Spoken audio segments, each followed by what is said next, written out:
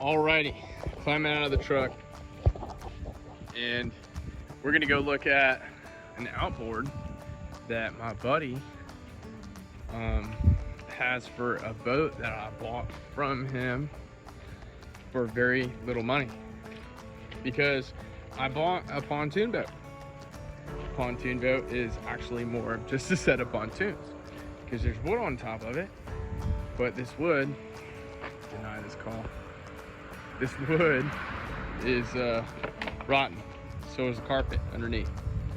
So here we have a motor and some furniture, actually. And there's a lady down the road who says she's got some rails for it and this, that, and the third. So we're going to see and do an inventory in these first couple videos here.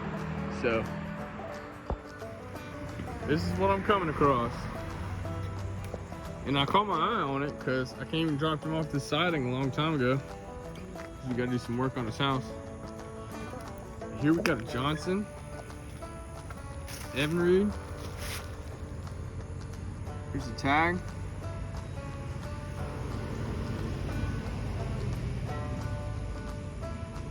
Looks to be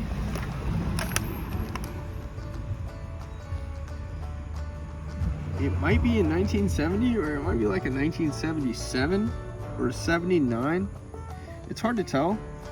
The year is always tucked into the serial or the model number somehow, but I haven't found it to be super consistent throughout the decades, so it's not always that easy to tell the year.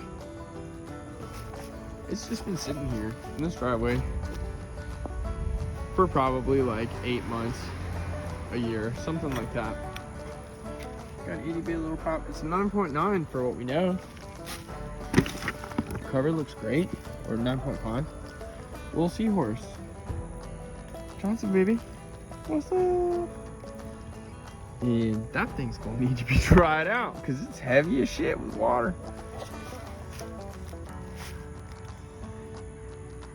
Alrighty.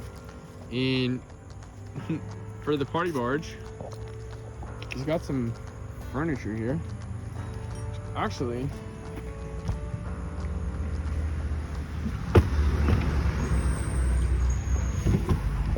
man, some of this is fucking cool.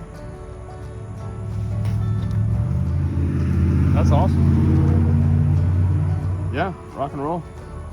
I can dig it. I can dig it. Looks like some speaker boxes and a couple seats. Excellent. Right on.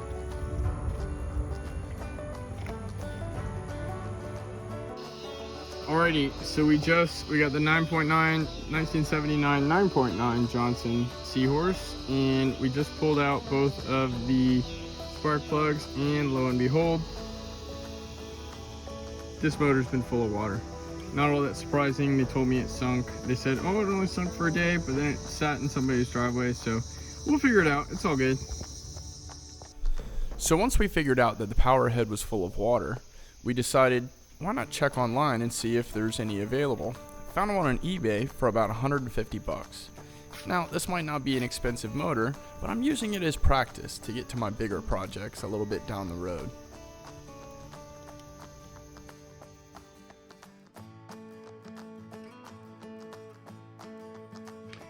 Alrighty, so we have the new powerhead. There's the old powerhead. There's the new powerhead. That's on my gasket seal. Pardon me for being a messy mechanic. All over the place, bro. What are you doing? Oh no. But the trick is it is what it is. Powerhead adapter, exhaust fitting. This is the fitting that controls the shifter. This is where the drive shaft sits for the lower unit, and then that is the water tube. I might need to order another gasket for the lower end unit. That seems like it'd be a really good idea. I might need to do that. But I gotta inspect the old one to see exactly how it went. The lower unit, luckily, had really good oil in it. Like, the oil's not a great color, but like it was just oil, no water. And it looked good, and it turns freely. So lower unit, check, solved. Like, I wouldn't have redone this engine if the lower unit were seized or seemed to be in real disrepair, because then the money just would have been so out of whack, it's crazy. We would have had a $500 to $1,000 motor for $500. It's like, no, we don't want that.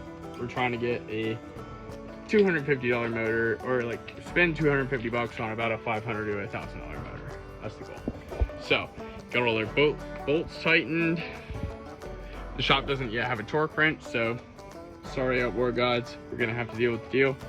But the next phase is, in order to get this piece off last time, it has these bolts, and this is how it sits in the housing, the two sides of the housing before you part them. But you had to remove it to get to that bolt on either side.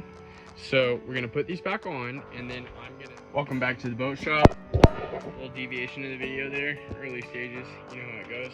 So let me get the light out of here. What do we have here? What we have here is the new power head that I bought for the 1970 9.5 Johnson Seahorse. Little pull start, tiller handle, no battery required.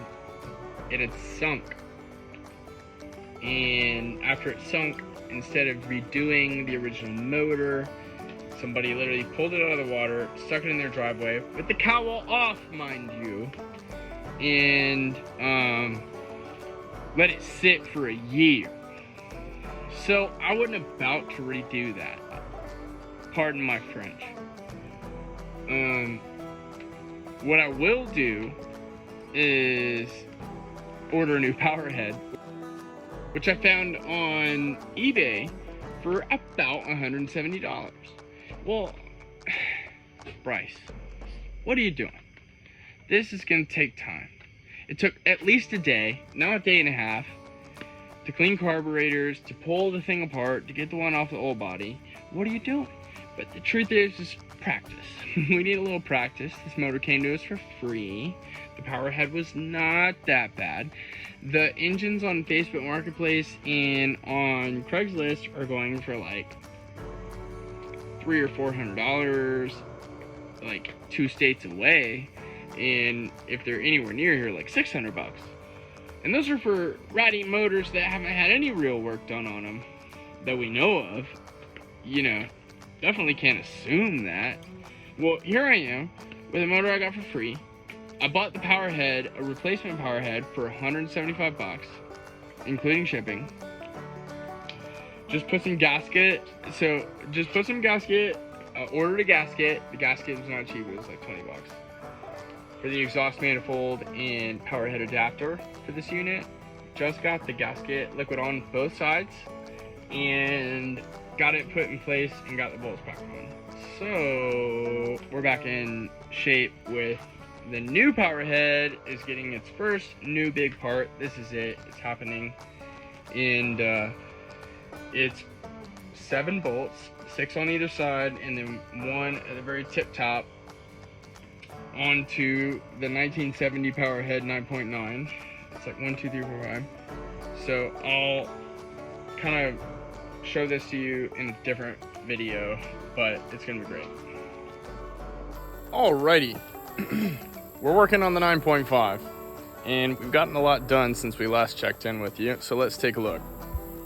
So we have the outboard motor is still in 2 parts. We've got the upper unit, power head unit, and then we have the lower unit. The lower unit seems to be in good shape. I've drained all of the oil out of it. I'll be putting more oil back in once I get it mounted. So we took off the old power head, which is sitting somewhere right there, and we as you guys saw, stuck it on the power head adapter, exhaust unit, gear case. Then what we did is we mounted it into our clamshell. These 2 parts fit separately, They're two separate parts, and those little bumpers with the studs fit through here, and then a bolt goes on either side. And then from that point, these large screws that are intermittently placed around, those get reinstalled. We completely rebuilt the magneto. This is two new coils, two new condensers, and two new points that have been gapped. You have an oblong, basically a cam here that, as it spins, opens and closes the points, creating the ignition. We went ahead and installed a brand new stop switch because the old one was just totally busted. We have cleaned and completely rebuilt our carburetor here. This is a Type 3 carburetor from 1970. Reinstalled the low speed idle adjustment. And what I still have left to do is, for one, our connectors here for the stop button don't actually work, so or they don't fit. So we're gonna have to figure out how to get these guys to fit together. And as we've reinstalled the starter, I still need to go ahead and re-spool up the starter, where we turn this counterclockwise about 16 times and then put a clamp on it to hold it in place, and then we feed the new line through here and then unclamp it and let it feed it through this center hole and let it spool back up. Once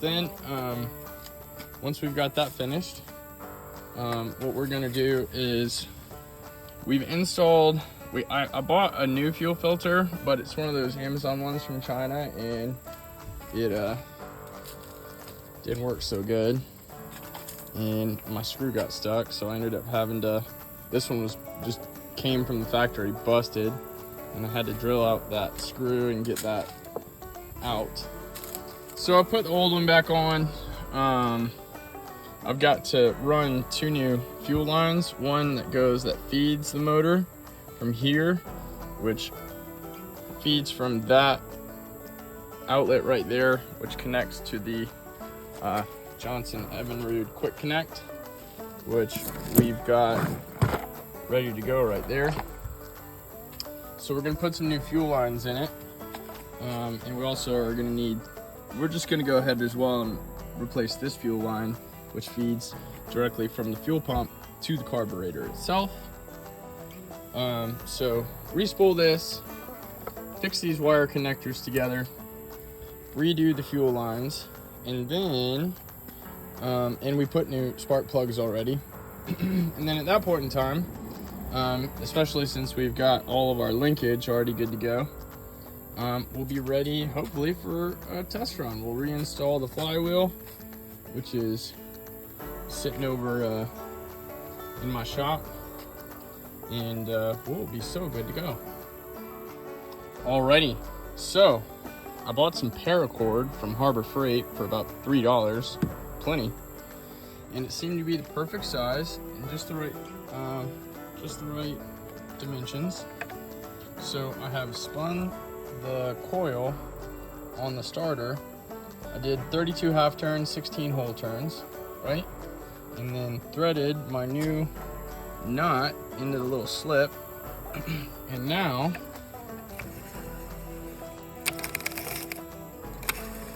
spools and unspools perfectly. Additionally, I had to take off this piece to get it loose to turn this up to get access to the fitting. But that allowed me to get a new fuel line on, which goes right to the pump. I actually tightened the pump, and the pump, for whatever reason, is holding fuel now. I guess I just didn't have it tightened enough on this old one, so maybe it might work for us. We'll have to figure it out. We'll see. This fuel line seems to be holding. The odd thing though, and it might mean I might have to rebuild the carburetor, is that when I prime it,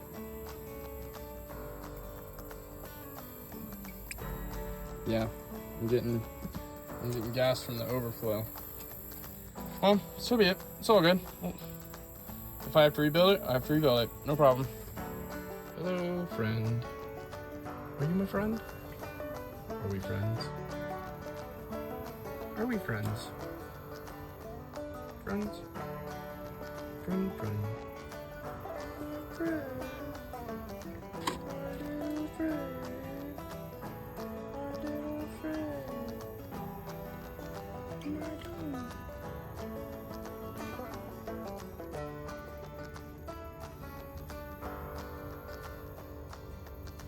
What's going on, bro?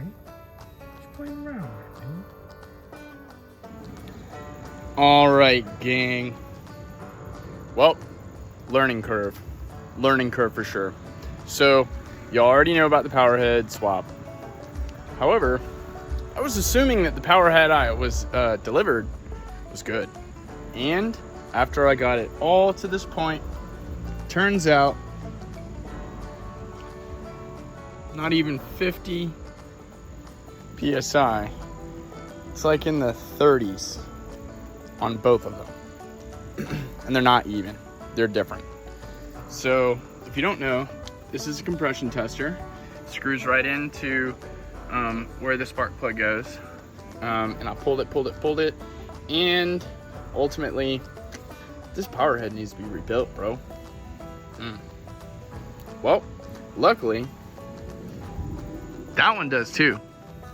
And I'm kind of intimidated, so I want some extra practice. So I figured this out a little while ago and went ahead and ordered now a rebuild kit.